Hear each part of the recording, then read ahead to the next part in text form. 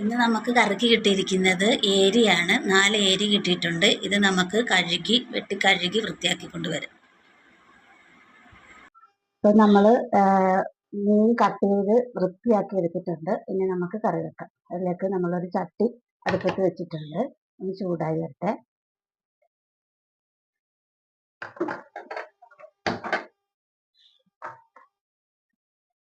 ചട്ടി ചൂടായി വന്നിട്ടുണ്ട്. ഇനി നമുക്ക് വെളിച്ചെണ്ണ ഒഴിച്ചു കൊടുക്കാം.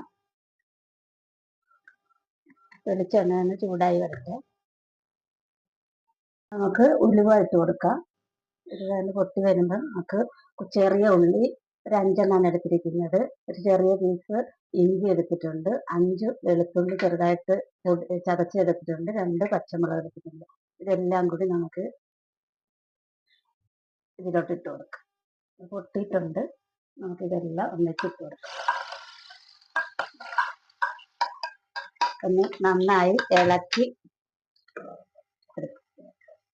വെളുത്തുള്ളി ഇഞ്ചി നന്നായി മൂത്തിട്ടുണ്ട്. അതിലോട്ട് നമുക്ക് 1/4 ടീസ്പൂൺ മഞ്ഞൾപ്പൊടി, 2 ടേബിൾ സ്പൂൺ മല്ലിപ്പൊടി, 2 ടേബിൾ സ്പൂൺ കാശ്മീരി മുളക് പൊടി, 2 ടേബിൾ സ്പൂൺ എരിവുള്ള മുളക് പൊടി, അതിൻ്റെ കൂടെ തന്നെ ഒരു 1/2 ടീസ്പൂൺ കുരുമുളക് പൊടിയും കൂടി ചേർത്തിട്ടുണ്ട്.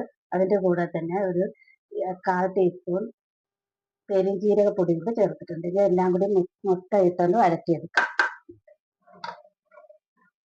മുളകും മല്ലിയും എല്ലാം നന്നായിട്ട് മൂത്തിട്ടുണ്ട്. ഇതിലോട്ട് നമുക്ക് തിളച്ച വെള്ളമാണ് ഒഴിച്ചു കൊടുക്കുന്നത്. ഒന്ന് കുറുക്കി കൊടുക്കാം. നന്നായി കുറുകി ഇവിടെ ഇളക്കി കൊടുക്കാം. അതിലോട്ട് നമുക്ക് കൊടംപുളി ചൂടുവെള്ളത്തിൽ ഇട്ടതാണ്. ഒരു 3 കഷ്ണം കൊടംപുളി ചേർത്ത് കൊടുക്കാം.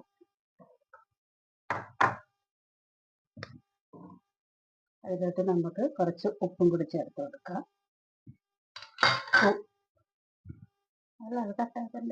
അപ്പൊ നമ്മുടെ ഏരി മീൻ വൃത്തിയാക്കി ഇട്ട് കൊടുക്കാം. അപ്പൊ നിങ്ങളുടെയൊക്കെ നാട്ടിൽ എങ്ങനെയാണ് ഇതിന്റെ പേരൊന്നും കമന്റ് ബോക്സിൽ രേഖപ്പെടുത്തിയേക്കണേ. അപ്പൊ തിളച്ച വെള്ളമായ കൊണ്ട് നമുക്ക് തിളക്കാൻ നിൽക്കണ്ട. അപ്പൊ നമുക്ക് ഓരോ പീസ് ഇട്ട് കൊടുക്കാം.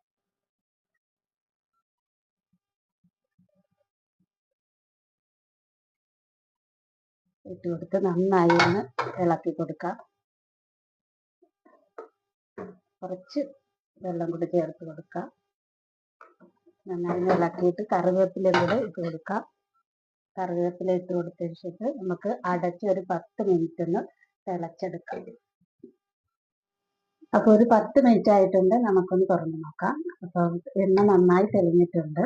നന്നായി കുറുകി വന്നിട്ടുണ്ട്. ചാറുകളൊക്കെ നന്നായി കുറുകി വന്നിട്ടുണ്ട്. ഉപ്പും പുളിയൊക്കെ കറക്റ്റാണ്. അപ്പോൾ നമുക്ക് ഈ ഏരി മീൻകറി റെഡി ആയിട്ടുണ്ട്. നമുക്ക് ഗ്യാസ് ഓഫ് ആക്കാം. അപ്പം വീഡിയോ ഇഷ്ടമായാൽ ഒന്ന് ലൈക്ക് ചെയ്യണേ.